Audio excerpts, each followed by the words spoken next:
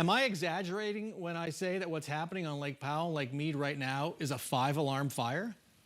No, you're not exaggerating at all. And when you listen to folks in the water community, they're raising the alarm just as much as anyone else is right now. That was the Arizona Republic's Joanna Allhands with a dire warning on Sunday Square Off way back in May, 2 months ago.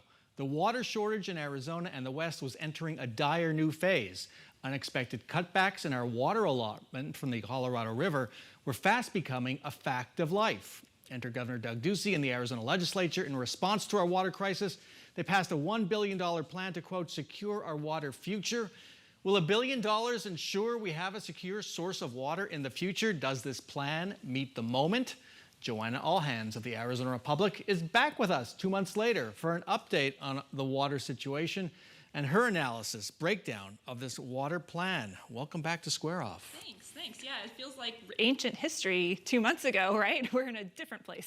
2 months ago, and we'll get to that different place in a second. I just want to kind of set the terms for viewers and just remind us again, why is the Colorado River so vital as a water source? Yeah, well, so it's slightly less now, but historically it's been about 40% of our state's water supply. So much of the water that comes in through central Arizona, not all of it, but a lot of it comes through the Colorado River, through the Central Arizona Project canals here. And that's why it's such a big deal. And so you made that comment about the 5-alarm fire 2 months ago. Seems to me from reading the news reports, yours and others, it's a 6-alarm fire, a 7-alarm fire right now? I don't know how many more alarms we can get, but if we could find some more, then yeah, the fire department should be on the scene. We've got a huge structure fire here. Okay, let's set aside the metaphors and get to what that means in terms of how much water or how much less water Arizona might get in the next 3 to 6 months. Right, so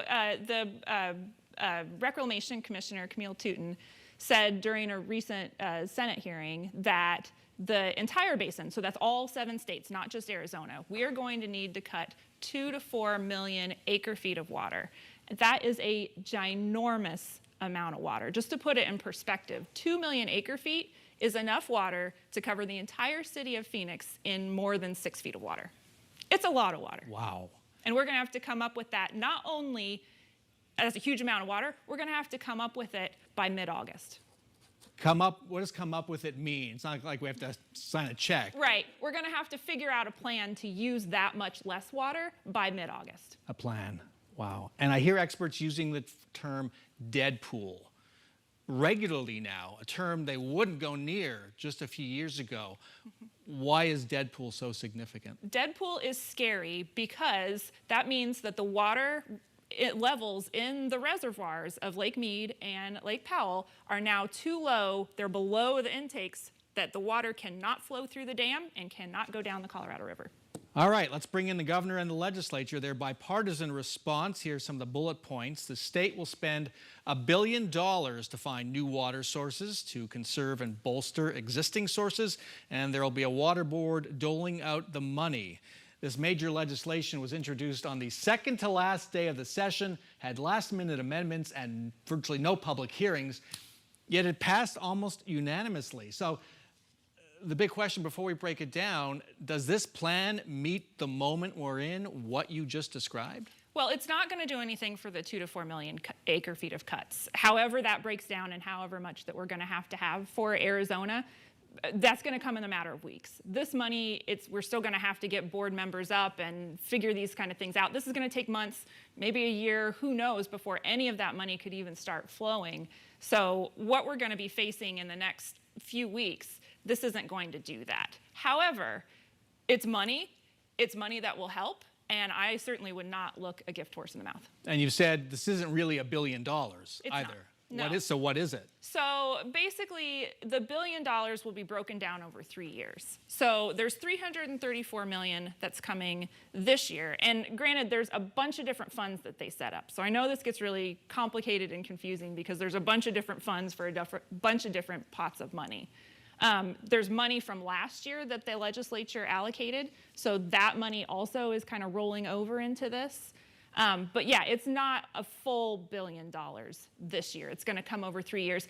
If it comes, Not that I'm saying that the legislature or the governor may not push for that money, but just looking at where the economy may be going, I'm not sure that in the next 2 or 3 years we'll have that much more. There's been a lot of talk about the great savior, trucking or piping water here from Mississippi, a desalination plant down in Mexico. Does this get us closer to that reality, and will that reality even help us in the short term or long term? It won't help us in the short term. Those things would be years, probably decades away if they happen. Right now, it's all the pipeline thing has been studied previously, but hasn't been in a decade. And at that time, it was still, something that they determined was just not going to be feasible.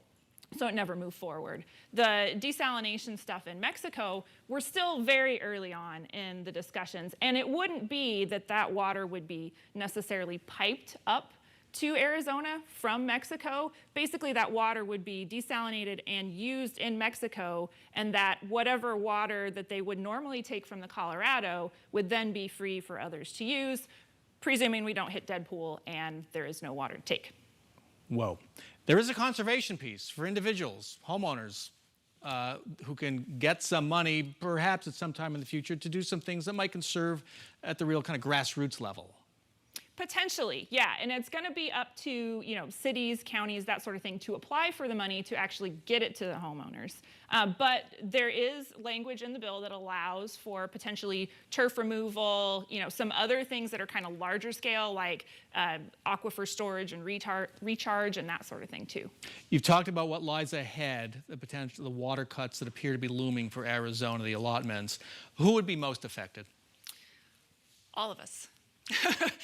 You're not going to escape that much water. I mean, depending on how these cuts could play out, it could hit every citizen of this state, every farmer, every homeowner. It depends. Granted, anybody that doesn't get Colorado River water, it probably won't hit them directly, but for those that get Colorado River water, yeah, it could potentially hit you. All right, and on that note, Joanna Allhands, thank you so much for your analysis. Really appreciate it. You should check out Joanna's blog at azcentral.com. Good to see you again. Thanks. You can see more of our stories on Arizona's water shortage and the mega drought on our website. Just head to 12news.com/waterwars.